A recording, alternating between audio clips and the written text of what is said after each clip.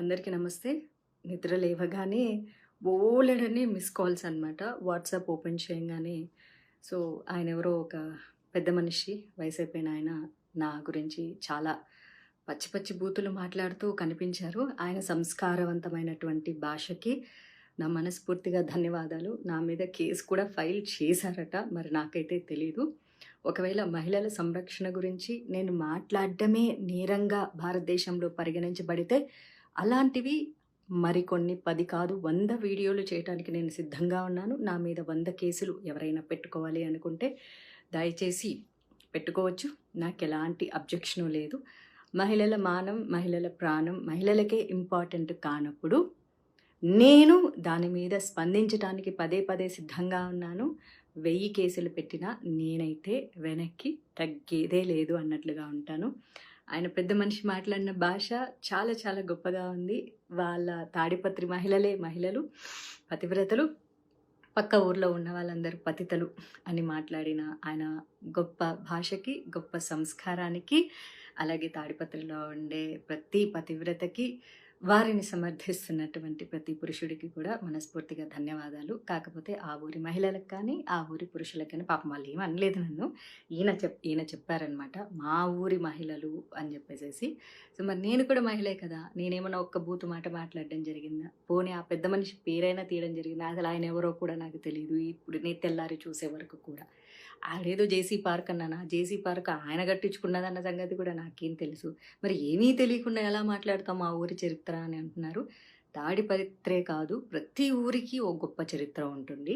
తాడిపత్రి గొప్ప చరిత్ర అన్నది హిస్టరీకి సంబంధించింది అయితే, గాంజా, సిగరెట్టు, మందు, డ్రగ్స్ అన్నవి నేర చరిత్రలకు సంబంధించినవి. కాబట్టి నేరానికి ఊరి యొక్క చరిత్రలకు సంబంధం ఉండదు. అలాగే తాడిపత్రి నుంచి ఎంతమంది ఇన్ఫ్లుయెన్సర్స్ ఇన్స్టాగ్రామ్లో ఉన్నారు. Instagram influencers are nothing but cinema actors. వాళ్ళు కూడా, వాళ్ళకి ఎంత క్రేజ్ ఉందో వీళ్ళకి కూడా అంతే క్రేజ్ ఉంది ఇప్పుడు సమాజంలో. మరి తెర మీద కనిపించే వాళ్ళందరూ ఆయన అన్నారు కాబట్టి దయచేసి తాడిపత్రి నుంచి ఎవరెవరైతే తెర మీద కనిపిస్తున్నారో, భవిష్యత్తులో సినిమా రంగంలోకి రావాలనుకుంటున్నారో, అమ్మ దయచేసి మీ అందరికీ రిక్వెస్ట్ చేస్తాను, ఎవరు రావద్దు. సినిమా ఇండస్ట్రీలో కేవలం ఉంటారు. మీ జేసీ ప్రభాకర్ రెడ్డి గారు చెప్పినట్లు తెర మీద కనిపించే మహిళలందరూ క్యారెక్టర్లెస్గా ఉంటారు. చాలా చాలా తప్పుగా ఉంటారు. గబ్బు గలీజ్ పనులు చేస్తుంటారు. కాబట్టి తాడిపత్రిలో ఉన్న వాళ్ళ మహిళలందరూ కూడా పతివ్రతలు కాబట్టి దయచేసి ఎవ్వరూ కూడా తెర మీద కనిపించొద్దు. మీ అందాలు కానీ, మీ యొక్క ఆలోచనలు కానీ, మీ యొక్క రూపాన్ని కానీ కేవలం పెళ్లి వరకు మీ అమ్మా నాన్నలతో ఉంచి పెళ్లి తర్వాత మీ భర్తకి సమర్పించవలసిందిగా మనస్ఫూర్తిగా కోరుకుంటున్నాను. కానీ తాడిపత్రిలో ఉండే మహిళలకు స్వేచ్ఛ కావాలి. డీజే కొట్టుకోవాలి, 1 o'clock వరకు డాన్సులు చేయాలి, స్వతంత్రం కావాలి, అన్నీ కావాలి.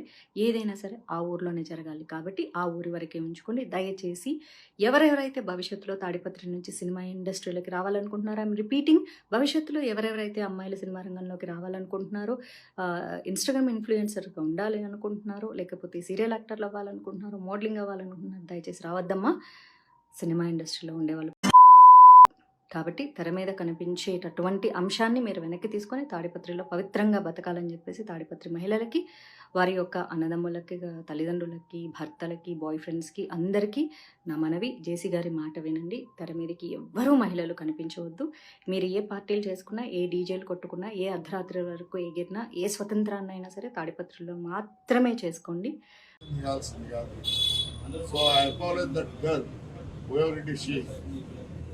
ఒకరు బతుకు తెరువు ఉంటుంది పాపం, మంచిది కాదు. స్లిప్ ఆఫ్ మై టంగ్ అనుకోండి.